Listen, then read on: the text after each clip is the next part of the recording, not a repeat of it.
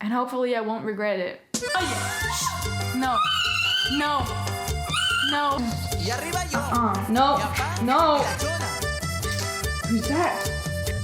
No. Coco, let go. No. Down. He was about to take his first shower.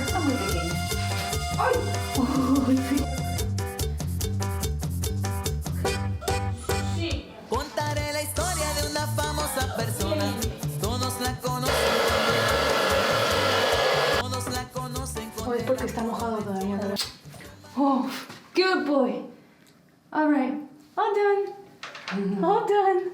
Yes, you may leave now. So I got Coco in November 2021.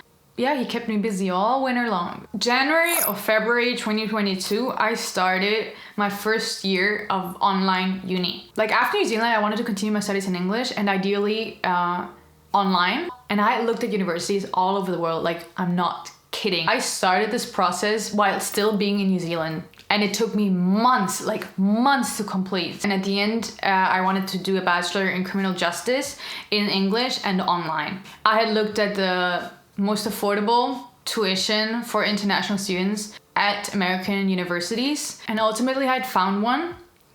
And I decided to enroll at that university. I honestly went well. I had lots of studying to do. I had great teachers though, and I loved the flexibility it gave me, which was probably the biggest reason why I wanted to study online. And I was still, you know, going to acting classes and had contact obviously with my family and stuff. So it wasn't like I felt lonely or that I was lacking socialization, which was one of my fears of doing uni online. But it just wasn't like my passion. And that was something that I realized halfway through my second semester. I remember I was writing an English paper on a topic that first of all didn't interest me at all, and second of all I didn't see the whole purpose behind it, and third of all I was like, how is this gonna help me, you know, honestly, like get into the film industry? And I definitely knew that it wasn't what I wanted to do for the next 4 years. Pretty much the reason why I ultimately ended up studying criminal justice was because everything else that I really wanted to study, which could have been acting, which could have been film studies, any degree really related to the film industry was just way too expensive.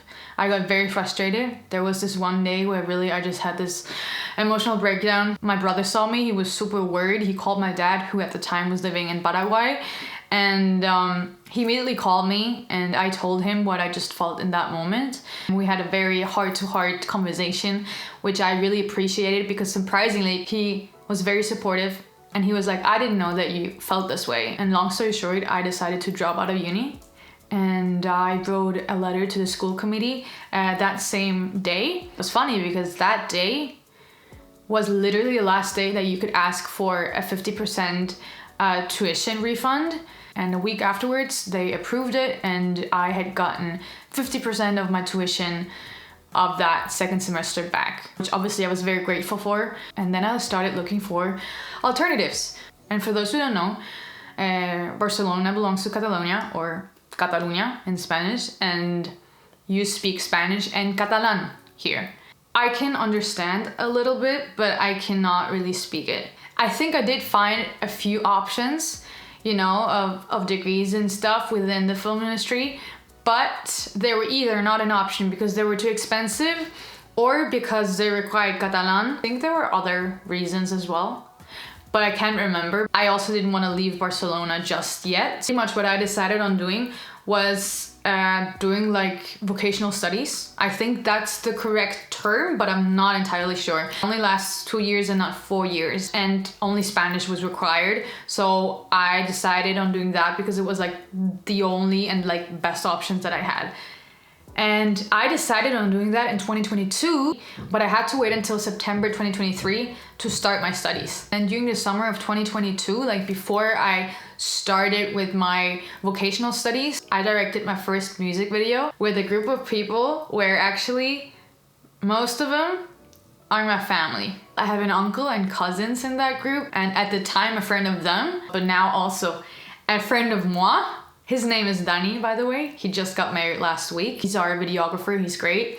And from that day on, they gave me the opportunity to continue working with them, and direct music videos for emerging artists, especially my cousin Mayeli. If you follow me on social media, you've seen that I probably post quite a lot of content about her. So yeah, together we formed this little like production company. Like it's nothing official as in on paper, but ever since then, we shoot all music videos together. We also do other projects or creating content for brands. But overall, our main focus is on music videos. And obviously, there's still a lot that we can improve and that we need to learn. But we see the progress between music videos that we are shooting right now and music videos from 2022. So I think doing that with them is a great opportunity to continue learning and growing in that industry. Me pregunto cómo tú estarás, si todavía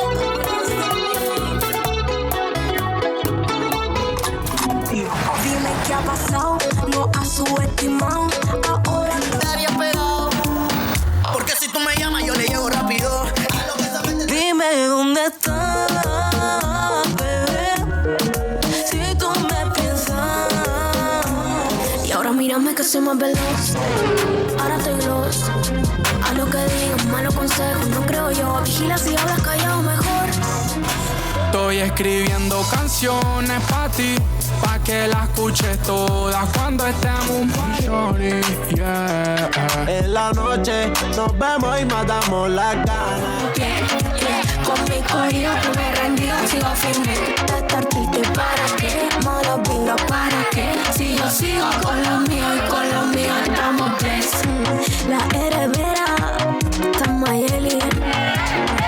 During the first year, there was a lot of theory, which some of us also criticized, just because we should have had more practical like lessons and everything, and we didn't feel like we were receiving that. And we had many different conversations with our teachers about it, and they were always like, you wait and see till you get to your second and last year, pretty much implying that we shouldn't be complaining right now, because we will get hands-on experience every single day within our last year. And they were kind of right. The last year was definitely more intense, more stressful. We also started our internships, and I was very lucky that I heard from a friend of mine that they were looking for 2 more interns at a TV station outside of Barcelona. And I was the last person to get into a group of interns of 5. And it was an awesome experience. My internship lasted like 5 years. I meant 5 months. So I had school in the mornings. Then I would go home, have lunch, and then go to the TV station, which took me like 1.5 hours by using the metro and then also the bus for the last chunk, and then the same thing back. My internship was from Monday to Thursday. I got home by 10:30ish. Sometimes I would still need to take Coco out. Other times my mom would take him out and have dinner, take a shower, sometimes even study. Like it was, but I definitely learned a lot, and I'm very grateful with the internship that I had at the TV station because we had a great team. And they had mentioned several times that they haven't had a group of interns like us in a very long time, because we were very motivated to work and to learn new things. And they saw that attitude in every single one of us, and they loved it, which is why they gave us more opportunities that they would never give interns. And I got my hands on almost everything I could. I don't know all of these terms in English. I was a camera operator, but I was also in the control room taking care of the sound for the news at like 8:30. And sometimes they would even let us be in charge of an entire like live program. And sometimes we would even be on TV, which was quite funny. You know, sometimes I would be behind the camera working, and then suddenly the presenter would just turn around and start walking towards you, and he would start talking to you. Antonio, vete para allá con la cámara, que me está molestando. Daila, ¿tú has viajado mucho? Sí. Yo realmente he nacido en Alemania. Alemania, Suiza, Nueva Zelanda y Barcelona. Porque siento que hay más actividades, hay más cosas que hacer. Cógete tú el micrófono, tú mismo. Oye, que va a cantar y todo. ¿Lo has visto? And one time they did this whole section with me on Switzerland, because they have this cultural section where they talk about a specific country or a city with someone who is from there, who lives there. And this one time they still needed a person, and they were like, yo, Daila, like, you've been all around the world. Like, they said it as a joke, and I kind of said it as a joke as well, but then they were like, oh, really? Like, you would do it? I'm like, yeah. And And then we just did that, and they asked me questions about Switzerland and Zurich and stuff. And it was funny because I would always be behind the camera usually, and now I would be in front of the camera and people sitting at home would see me on TV, but I was still nervous, especially because most of their programs are in Catalan. The presenter would sometimes ask me questions and I would just be sitting there. I'm like, what? De Suïssa el que es queda és amb la neteja. A mí, Perdón, es que la limpieza, yo no limpieza. entiendo el catalán. La limpieza. ¿Qué pasa? Ah, todo el mundo sí, que va a todo. Suiza dice, Sí, las está ciudades muy son limpio. muy limpias. It was quite funny. So that was my internship. That was part of my vocational studies. Then for our final projects, we did a documentary and then also a different project, which I'm very proud of. We had to form groups of 3 and we did the documentary about the Latin Kings. The Latin Kings are one of the most famous Latin gangs in the world. And that idea occurred to me a year before I actually had to do the project. It was just because my family and I got together and someone started talking about their experience with the Latin Kings like many years ago. And I think it was actually the first time that I had heard someone talk about the Latin Kings, and I thought it was very interesting and it immediately got my attention. And I had already mentioned that idea to a friend of mine and I was like, yo, like I have this idea, and she liked it and it was like, yeah, I'll work with you on that. And so then we just needed like a third person, and we asked a friend of mine. She also really liked the idea, and then the group was formed and we did the work, and it was very interesting to learn how such a project comes to life, especially with the topic that we chose. We decided not to publish it anywhere, just because we wanted to be respectful and mindful about what the ex-Latin king wanted, because he wanted to remain anonymous, and that's something that we have to respect. So we just like screened it at the school. It was like the last event that we had organized, and it was like this nice gala where our family and friends could join. And that evening, the winner of the best documentary was revealed. I was working as a camera operator that night. That work is underrated. Like the camera is heavy, like the light on top of the camera is heavy too. Sometimes you would even have more gadgets and stuff, and I was dying. I was in pain and like I couldn't feel my arms.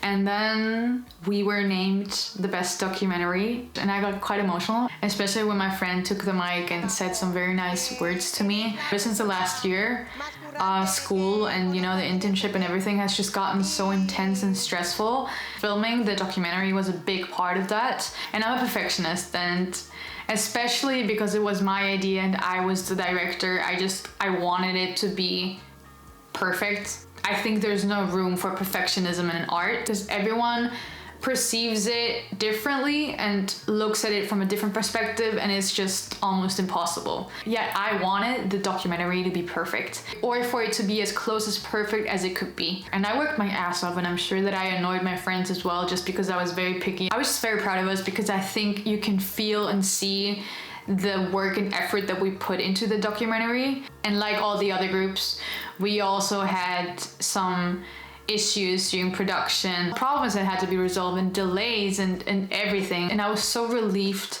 when the project was done, hearing our names and that our documentary has won. It was like a full circle moment, because I felt like our work and my work has finally been like acknowledged and valued. Like whether you're an actress, singer, writer, anything related to art, I think is super tough, and the competition is there and you can feel it and you can see it. And I just graduated like last month.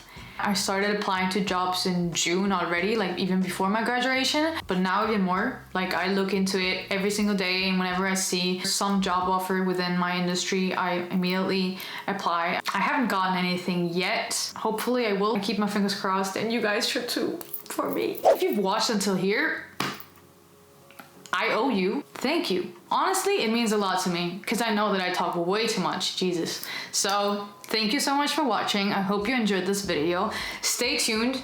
There will be more uploads. I'm trying to upload every single week. I'm thinking Sunday, I think 6 o'clock, but I will confirm. In general, I will try to be more active on social media as well. Hopefully this will mark a new start of whatever it is that I'm doing with my life.